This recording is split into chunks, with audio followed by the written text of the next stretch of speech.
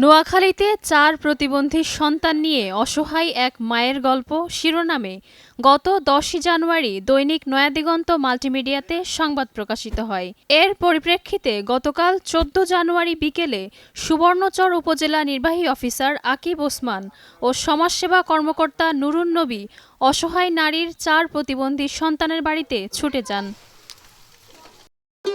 ভবিষ্যৎ হোক নিরাপদ, বিনিয়োগ হোক বিশ্বস্ত, আর আমার পছন্দ সল্ট বে। ওয়েলকাম টু সল্ট বে। এ সময় তিনি পরিবারের খোঁজখবর নেন এবং সরকারি সহায়তায় কম্বল উপহার দেন।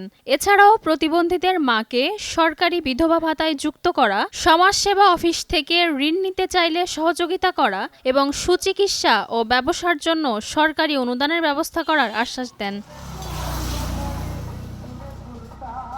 নোয়াখালীর সুবর্ণচর উপজেলার চরবাটা ইউনিয়নের ৯ নম্বর ওয়ার্ডে একই পরিবারে ৪ প্রতিবন্ধী সন্তানকে নিয়ে অসহায় হয়ে মানবেতর জীবনযাপন করছিলেন মিনারা বেগম।